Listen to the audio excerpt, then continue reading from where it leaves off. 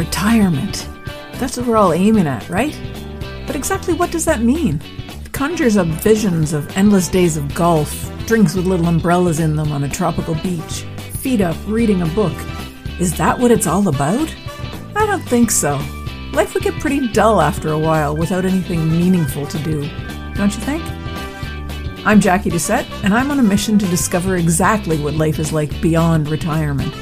Join me while I chat with people who've already done it, who've retired to something rather than from something.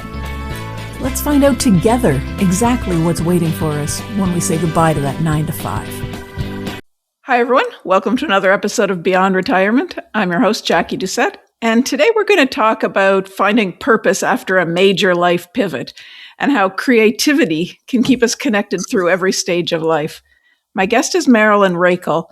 Marilyn went from founding the Seattle International Children's Festival and the Foolproof Comedy Festival to caring for both of her parents through dementia, an experience that forced her to rethink what joy, community, and fulfillment look like beyond a professional identity.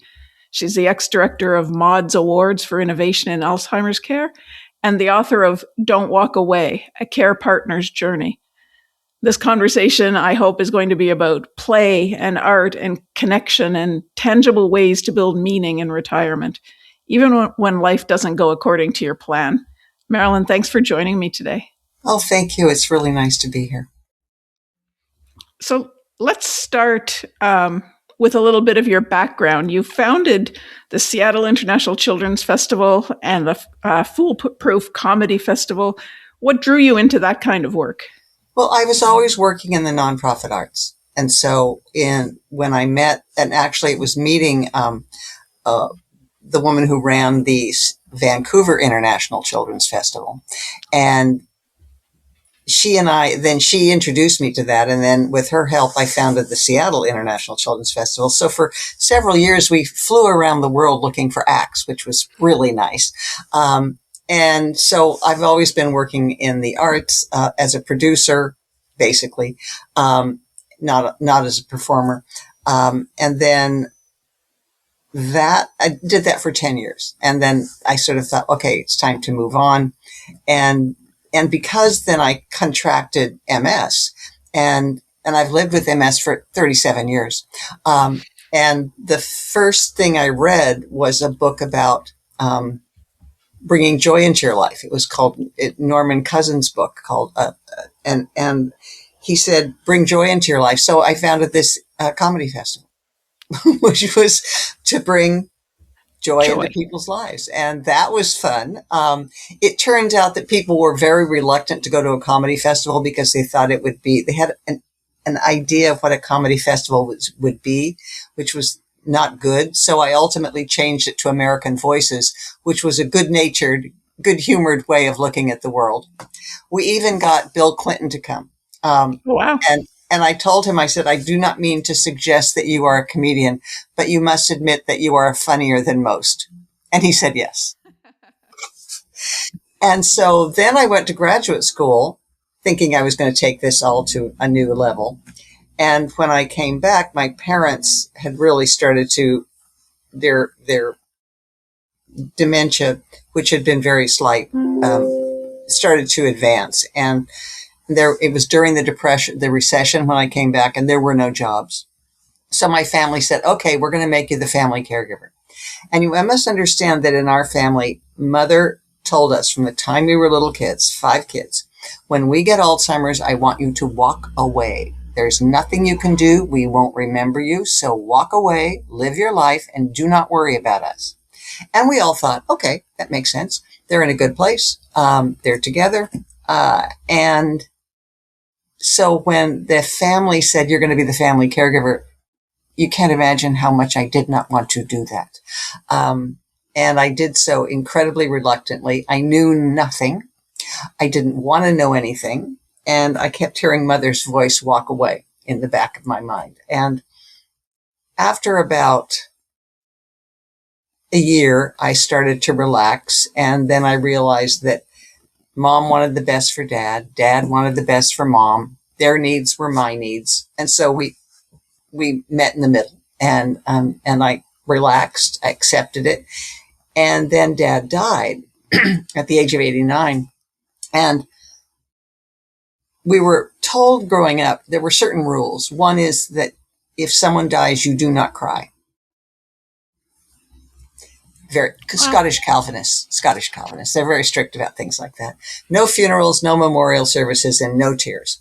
And so Dad died. We were all in the room, my brother and sister and I, and Dad and Mom. Mom was asleep, and we realized we had to wake her up because they'd been together for 72 years, best friends. And I've never seen her cry, and I've never seen tears like that in my life. And the next morning, I got there early, and she remembered, and we talked about Dad and their wonderful life. And the second morning I got there early, and she remembered, and we talked about Dad. And the third morning I got there, and she was in her bed sobbing quietly, saying, I just want to be with your father. And I, without thinking, I summoned the mother of my youth, and I said, well, Mom, you should have thought of that before you started taking such good care of yourself. And she laughed. She said, well, that's life. And from then on, she rejoined the world. She thought about Dad she would say his name 40 times a day. Oh, Bob. But she rejoined the world, and I was with her, and I became her partner. And what changed, she was so bored. I took her to a painting class for people living with memory loss. And I didn't expect anything. She didn't expect anything. And her painting was astonishingly good. I was shocked. So was she. Well, of course, she also thought she didn't do it. She said, I didn't do that. That painting was stupid. But the painting overcame my fear of dementia. It was so interesting. I wanted to see more. So every week I got there for her painting class. I would take her painting, because if I didn't, she'd throw it away. So I'd take her painting, and they got more and more and more interesting. And then one day, to my untutored eye, it looked like her paintings were deteriorating. It looked like she was losing interest. Same colors, same scratchy lines. And so I got there early and spent the whole day with her doing everything she liked to do. We played Scrabble, which we played every day until she died. We looked at the view. We took a walk. And then I took her to a painting class, and the painting completely changed. There were these warm animal images and different colors. And that's when I realized, I see, I have a role to play in this. We're partners. That's when I became Mom's care partner. And from then on, for the next 9 years, we negotiated her life with late stage dementia. And it turned out to be the most wonderful decision I've ever made in my life. Changed my life, made me understand people living with dementia, made me understand me. I was a better person. It was absolutely wonderful. Every single day I learned something new about people living with dementia or about people generally. And you notice like people living with, because, people will refer to people with dementia as suffering from. Well, we say living with. These are not people who are suffering. They are living. They are living with dementia, but they're living. These are human beings. And so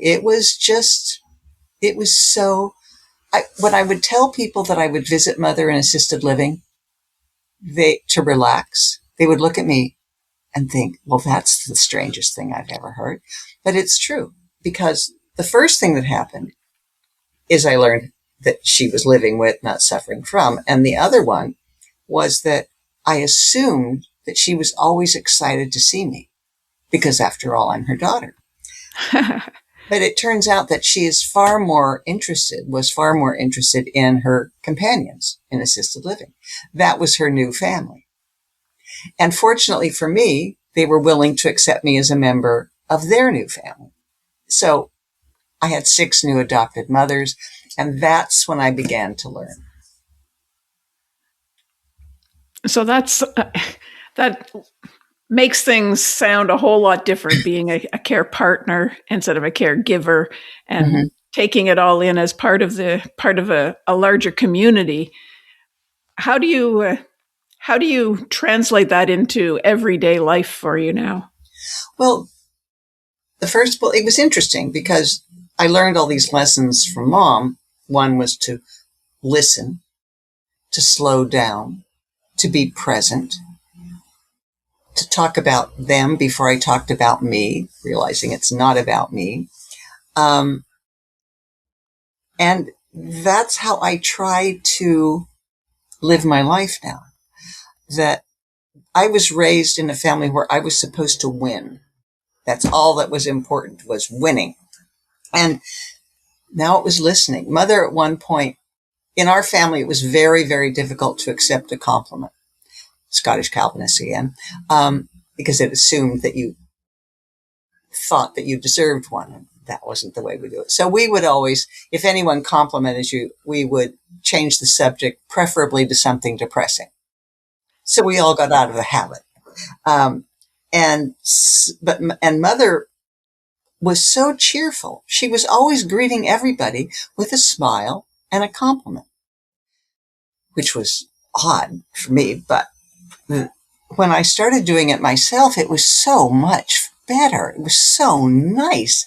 I had no idea. And Mother taught me that. See, Mother was teaching me constantly. You know, you hear these things that people who live with dementia, they become the child and you become the parent. No, Mother was always the parent. She was always teaching me something if I listened. And she was just utterly delightful. And I called them the ladies of assisted living. They were all incredibly delightful. They were always happy to see me. I was always happy to see them.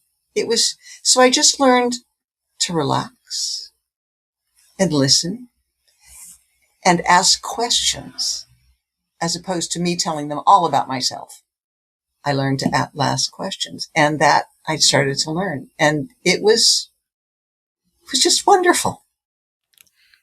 And that's pretty much the key, isn't it? To ask people about them, because that's what makes you more interesting, is being more interested. Yeah, and it works for everyone. At the very end of the book, I was writing it and realizing that everything that makes life, that enhances the life of people who are living with dementia, does the same for everyone, everywhere. So I learned how to be a human being. It was lovely. And what about your siblings? How has what you learned been transferred to them, or has it? Well, it was difficult. I have one sister who lives in New York, one brother who lives in San Francisco, so they weren't able to do that. One sister and brother who live here, probably dealing with the same sort of fear. One person, they didn't spend a lot of time with Mom. And I was the lucky one. One person asked me a few months ago, they said, well, do you resent your brothers and sisters for not spending more time with your mother? And I said, no, I so wish they'd had that opportunity. I so wish they had. They'd be so much happier today. So I was the lucky one. I got to do it. Probably because I was forced into doing it. And then because I spent enough time. I mean, it was ultimately that first I was seeing Mother once a week because I had to. And then it was like, I was seeing Mom every day. I mean, it wasn't something I had to do. It was something I needed to do. It was just part of my life. How do you suppose that shift in you helped with your outlook towards other people? I mean, I know generally what you've said, it made you realize that you were a human being and you were out there doing things, but it must have had made a kind of a realization in you, like, wow, what have I been doing all these years, and how can I adjust myself now to reclaim what I might have lost? Does that make sense? Well, it does, except remember you're talking to somebody who was raised by Scottish Calvinists, so we don't dwell on things like that. But it did enable me to understand and to be aware of the fact that I was becoming a better human being. That listening was not something I learned how to do. That took a conscious effort. It still does sometimes. I mean, now Mom's been gone since 2015. And I still have to every once in a while remind myself, no, it's not about you. It's not about you first. It's about them. It's something I learned, but it's also something I have to remind myself to do because it was not first nature. So now your mother's been gone for about 10 years now. Yeah. What are you doing with your life these days since she's gone? When the first thing I did was when Mom started to paint. The thing that amazed me so much is the first reaction. I would show her art to people, and the first reaction was almost always, I had no idea. That I used to say that Alzheimer's is scary and art isn't. So if you start with the art or music or something that is fun, then the person you don't see anymore can start to emerge. Then once you get past all that fear, because it's so fascinating, then you can talk about Alzheimer's. But first you start with something joyful. So I always say the most important thing I learned was to share joy, because that enabled me to get past a worldview of sadness and sorrow. And I was able to see who was there. And so I'm sorry, I forgot where you started. I had to go back and make sure I'm answering your question. No problem. I was wondering what you're doing with your life now. You have retired, theoretically. Theoretically, I was going to retire. And then Mom's art was so interesting, I started a sort of new career called the Art of Alzheimer's, where I would create art exhibits and exhibitions. So I once had an art exhibition featuring 100 paintings by people living with dementia, aged 60 to 101. And wow. That played all over Western Washington. Again, with that response of, I had no idea. And then all the art still exists. I have most of it. I took it because I had to, otherwise she'd destroy it. But then, as I was talking about this one day to a group, and this lovely man named Richard Ferry, whose wife had developed dementia in 2013, he contacted me and he said, I have this great idea. And I said, okay, I have a grant that's due on Friday. I promise I will get back to you on Friday, but first I have to finish this grant. He said, okay. And then on Friday, I got an email from him saying, your silence is deafening. And I said, look, it's there. Look in spam. It's there. I promise you. And then he called back and he said, all right, I found it. And I said, great. And he said, would you like to run it? And that was his idea for Maud's Awards, which was he wanted to create an awards for people who were doing something wonderful to enhance the lives of people living with dementia. And he gives away $100,000 every year. And he asked me to run it, and I've been running it ever since. And it was we're entering now our 7th year. And it's wonderful to be able to grow older and still do something of real value. And so Maud's Awards is a great gift to many people, plus to me, for the privilege of running it. And Richard Ferry is this extraordinary man who's just lives his faith and is not just, he wanted to find something that would help him deal with Maud. But then he wanted to make sure that as many people as possible were able to benefit from everything he learned. And so we do this handbook every year of all the great innovations that have come our way. And then, to make my life more difficult, I decided that because the art was so fascinating and had such an a really great impact on so many people, I wrote a book called Don't Walk Away, which was my life as a care partner with Mom. And I wrote down every single thing Mom and I did in real time for 9 years. So I had all this information. And so it's this wonderful book of all these stories about me and Mom, with all her art. So it's an uncharacteristically fun, hopeful book about dementia. Because even I stopped reading books about dementia because they were so depressing. But my book is sort of like fun. And I mean, Mother made me laugh on her deathbed. That's not easy to do. She was 96. Her blood sugar had spiked to 600. And she was in a coma. And I was raised in this family. Not only were they Scottish Calvinists, they were bankers during the Depression. And they hated Franklin Delano Roosevelt. Hated him. And every time Mother heard his name or saw the word, she would go, "We didn't like him." I go, "I know." So she's in a coma. My brother and and sister and I are standing around her. We're singing to her. We're telling her we love her. And I mentioned her dislike of the Roosevelt Hotel, and she flinched in a coma. So I knew she could hear me. I knew she understood me. So for the next 2 days, I sat next to her and held her hand and talked. Nice. So, I mean, around Mom, everything that happened was just so wonderful.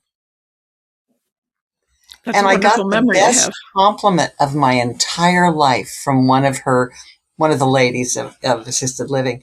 I started giving people shoulder massages. And every time I got there, I would ask them if they would like a shoulder massage. They wouldn't necessarily know what I meant, but then they'd see the person next to them going, "Ah," and they'd want one too.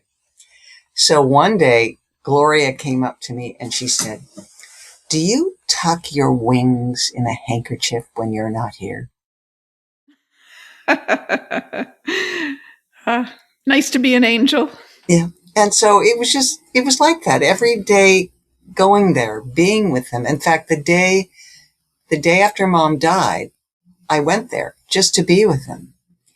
And Ruby, this wonderful woman who was from Atlanta, she held up this red rubber flower. And she said, "I think about Jean every time I see this. You want to know why?" And I said, "Why?" And she said, "Because she tried to eat it." So happiness. I was just happy. So now I'm working in the world of Alzheimer's and learning again every day and working with a not international yet, but national group of people who are doing wonderful work. But my goal in life is to try to help change the narrative around dementia. People are so deeply committed into the sorrow of it. It's astonishing. And so it's sort of like, I wrote the book sort of like, take a walk with me and Mom and discover joy. It's hard for people. If we can change our public understanding of dementia from despair to hope, then we might actually, as a society, put the resources needed to build better lives for people who are living with dementia. To understand that they are human beings, just like us. And the one thing I did discover and this was late on, I discovered the concept of enduring personhood. That there are certain things that we as human beings share and always will until the day we die. Our need for friends, our need to be of purpose, to have purpose, our need to laugh, and our need to love and to be loved. That these are things we share, that we are all human beings. And it's something most people don't think about. They think about, oh, their lives are over. There's no point. They have no value. It's like, no. These are human beings. These are wonderful people. And I think that's something, like you said, it's so true that people think that you're suffering from dementia. So they see the person, oh, they're in a room, they're in an assisted living somewhere, they don't need me anymore. Like your mom and dad had said, walk away. Yeah. But if we didn't do that, if we turned around and got to know the new person that's there, a whole new life would show up, like you found with your mother.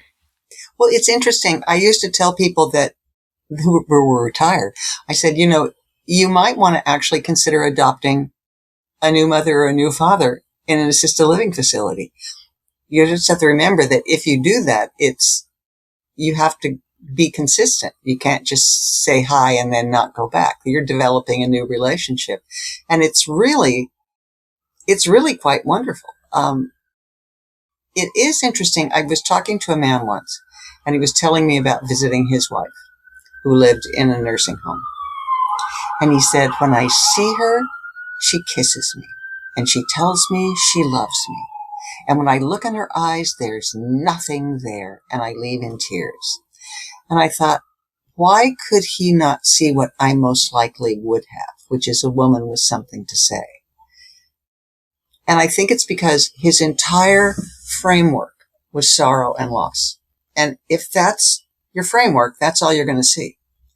And once you allow joy to pop in, once you can see them enjoying their life, then that person, you can see them. A friend of mine, her mother was starting to develop dementia, and she said, what can I do?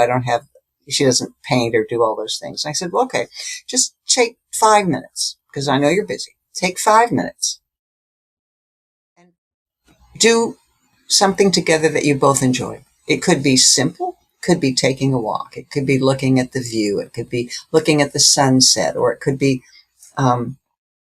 like with mom painting, or singing, anything. Try that, and you will see that person you love. You will see them. And then you might want to do it again and again and again. But start small.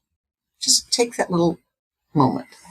And I think I was forced into it. Thank you. But that would have, I think I would have started with music, because mother thought painting was silly, and she never acknowledged the fact that she painted. She said, I didn't do that. I said, Mother, people love your painting. She said, I didn't do that. But she loved to sing, and she played the piano. She played the piano every day of her life since she was a little kid. And then, as she grew into dementia, her ability to read sheet music was gone. So she developed her own special medley, it started with Silent Night, and at exactly the same moment, every single time, it morphed into Polly Wolly Doodle All Day. And that was her medley. And so I made videos of her doing this at various stages of her life, because it was just so adorable. The soundtrack for her life. I know. She was just fun, and she taught me how to be happy.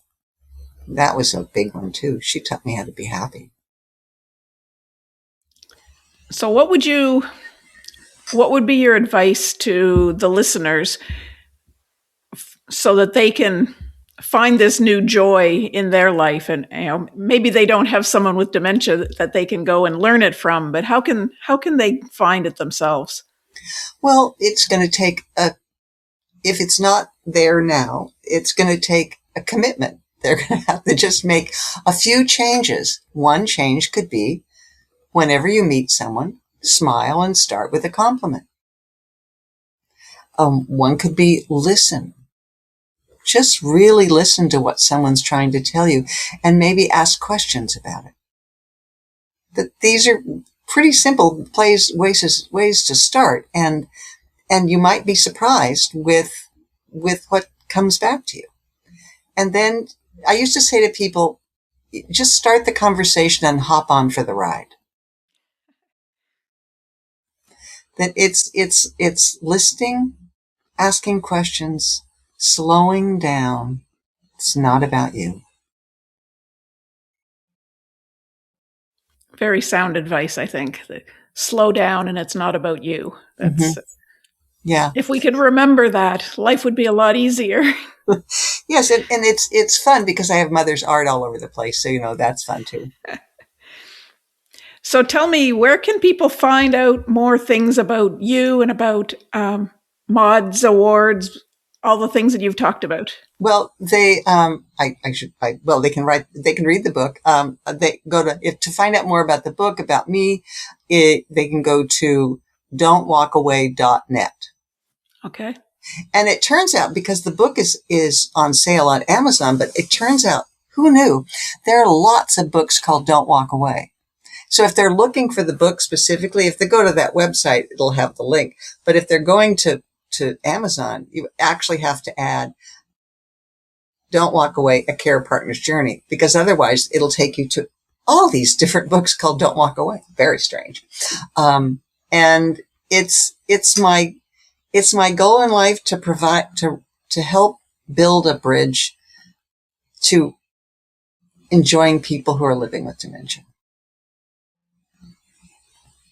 It sounds like you learned a lot, excuse me, from your mother about enjoying life and enjoying people, and how dementia is not a death sentence.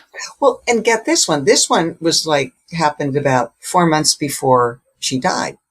And we were playing Scrabble. And at this point, she could never come up with words. She would ask me, is dog a word? She would wait. And so one day we were playing Scrabble. And because she was so competitive, basically we just added up scores because she wanted to win. But one day we were playing Scrabble. She couldn't come up with any words. And all of a sudden she just stopped. And she thought for a few minutes. And then she said, sometimes your brain just gets in the way. And then she made Jewel on the triple. And to this day, sometimes when I'm having a hard time coming up with something, I will say, sometimes your brain just gets in the way, and I will stop. Another lesson I learned from Mom. Here's another one. She would ask me over and over and over and over again, what do I think Seattle's going to be like in 50 years? And sometimes she'd change the time frame to 500 words. And I would originally, when she first started this, I'd come up with ideas of what I thought it would be like. And then I thought, if she keeps asking this question, it means something to her. I wasn't listening. And so I asked her what she thought Seattle would be like in 50 years. And that just opened the floodgates. She started to tell me all these things. She said, maybe we'll all fly. There won't be any room, and going on and on. And then she said, maybe women will start to wear skirts again. And it was so much fun. And I thought, I wish I'd done it sooner. I'm glad I finally figured it out. I wish I'd done it sooner. All those adventures we could have shared, but I finally got it. And so from then on, that's when I was always asking questions, because you never know. That's interesting. What else can you tell us? I'm asking you questions now. What else can you tell us about? Well, I think those are the basics. I mean, it's relaxing and just being calm in yourself and listening. And once you listen, because most people start a conversation with a preconceived notion of what that's going to be. Or sometimes they're just waiting for a pause so that they can then say something. And so it's when you stop doing that, when you calm down and listen, that's when you start to learn. So I try not to have any preconceived notion of what I'm going to learn. I have questions sometimes of people. I want to know something. But again, I'm asking questions. I'm not telling them what to do. And that's how I was raised, to tell people what to do. So that was a really big lesson. It's a hard thing to do, to actually listen to people when you're having a conversation instead of always trying to formulate the next question. It really takes some practice, and some fortitude to not try to prepare for it in advance. And Yeah. because everyone is scared. Sometimes I will prepare because I know there's certain points I need to, make. But in a conversation, most conversations, they're much more valuable if you listen and ask questions, and really ask questions that mean something because you've been listening. It's hard. It takes practice. So with all those assisted living ladies, do you see them still? Are they still around? COVID, Mom died in 2015, and I continued to see them. But then COVID came, and then they wouldn't let me go, which was really irritating. And most of them, all of them now have passed away. And I haven't, quite frankly, had the time to start it all again, which I wish I did, because if I were retired, I would. If I were really retired and no longer doing this job, I would make sure that I went back and joined a new community and in an assisted living facility. As a kind of a final wrap up, if there's something that the listeners could take away from this session, what would it be? What would you like them to remember the most? If you have a family member who's living with dementia, don't be sad. They're still there. All you need to do is relax and smile, ask questions, and listen, and start a conversation with them. And as I say, hop on for the ride. Perfect. Marilyn, thank you so much for being with me today. I've really enjoyed listening to you. The stories about your mom are hilarious.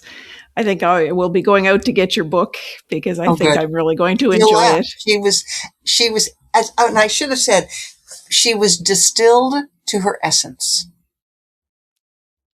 Distilled to her essence. I like that.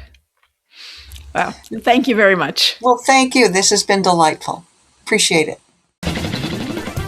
And that's it for this episode of Beyond Retirement. Thank you so much for hanging out with me. I hope you enjoyed it. Are you ready to start rocking your retirement? Head on over to www.beyondretirement.ca/rocking it and sign up to plan out your own roadmap for retirement. Don't wait till it's too late.